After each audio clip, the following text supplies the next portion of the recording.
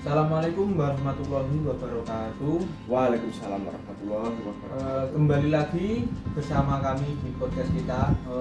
Di sini kami berdua akan membahas salah satu isu yang paling kompleks di dunia ini, yang tidak asing lagi bagi kita, yaitu konflik antara Palestina dan Israel.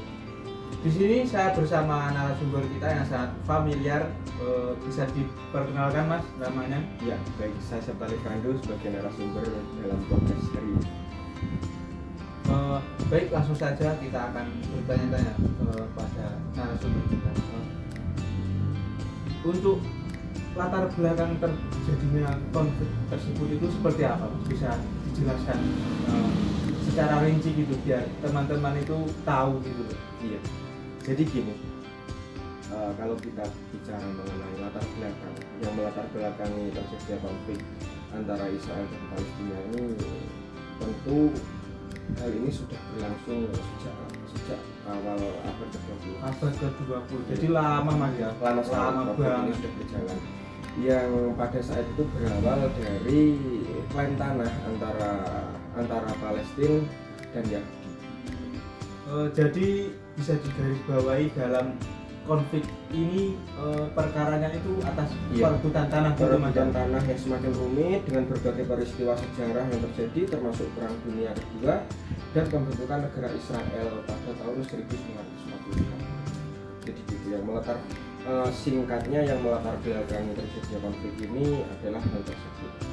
Jadi apa saja Mas bentuk pelanggaran yang terjadi selama konflik ini, pelanggaran HAM terutama yaitu yang bisa kita lihat adalah pelanggaran.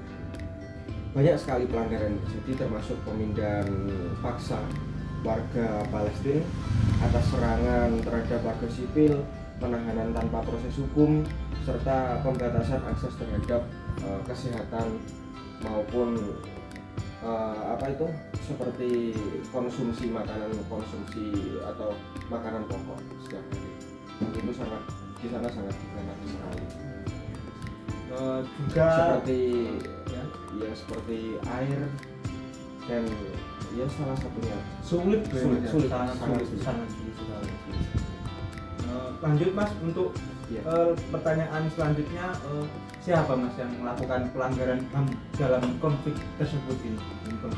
Bisa dijelaskan secara rinci gitu. Kalau untuk pelanggaran ini terjadi dari kedua belah pihak. Ya, tentunya yang pertama dari pihak Israel yang melakukan serangan militer dan pendudukan, maupun dari kelompok bersenjata Palestina yang juga telah melakukan serangan terhadap warga sipil. Kalau untuk pelanggaran, kita tidak bisa menyebutkan salah satu pihak karena ada balasan dari kedua belah pihak tersebut. Lalu untuk korban Mas, untuk korban dari serangan militer tersebut gimana? Tentunya kalau kita berbicara mengenai korbannya adalah yang terutama warga sipil, terutama masyarakat Palestina, itu sangat banyak sekali yang menjadi korban, yaitu mulai dari tidak mengenal usia, mulai dari yang baru lahir, ibaratnya yang baru lahir sampai tua. Banyak sekali korban yang terlibat di situ. Termasuk infrastruktur negara juga. Infrastruktur negara juga hancur. Itu yang sangat disayangkan. Lanjut untuk korban Mas. Untuk korbannya itu berapa banyak Mas? Jika maksudnya itu arah-arah Mas, biar kita itu sama-sama tahu, teman-teman juga tahu seberapa besar dampak agresi militer tersebut. Menurut laporan yang saya terima dalam kurun waktu lalu dalam sebuah website Mas? Iya, dalam sebuah laporan dari banyak sekali laporan yang masuk yang saya rinci itu ribuan warga Palestina telah terbunuh dan terluka dengan berat. Terluka mulai dari kebanyakan itu terluka berat Mas. Lalu bagaimana Mas sikap masyarakat seperti kita yang jauh dari sana untuk menanggapi hal seperti konflik tersebut? Masyarakat kita sebagai masyarakat internasional berbagi, beberapa negara mengancam tindakan Israel yang mendukung hak-hak Palestina. Gitu. Sementara yang lain mendukung Israel dengan alasan keamanan. Banyak sekali organisasi internasional telah menyerukan penyelidikan dan pertanggungjawaban, tetapi tindakan konkret seringkali terlambat. Lalu untuk dampak Mas, dampak yang dirasakan oleh korban tersebut seperti apa? Sangat besar kalau kita bisa kita bisa sebagai masyarakat yang jauh dari konflik tersebut, kita bisa merasakan atau melihat dari berbagai informasi yang berini, kita bisa lalu kita bisa menyimpulkan bahwa dampak itu sangat besar, seperti banyak yang mengalami kehilangan nyawa, itu yang pertama. Selain itu juga banyak mengalami trauma psikologis.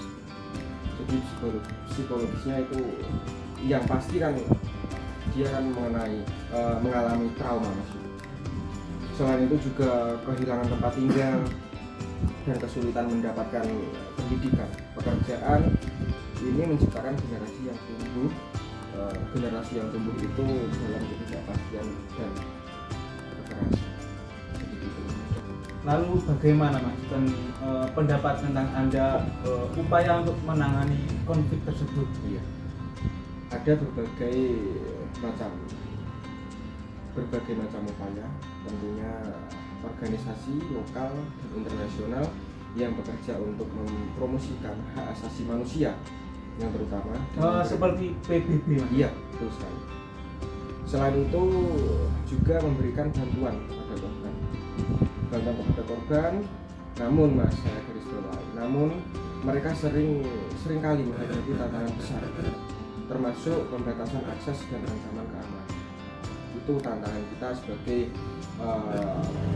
sebagai masyarakat yang ingin membantu. Baik, mari kita akhiri Mas podcast kita hari ini. Terima kasih. Wassalamualaikum warahmatullahi wabarakatuh. Waalaikumsalam warahmatullahi wabarakatuh.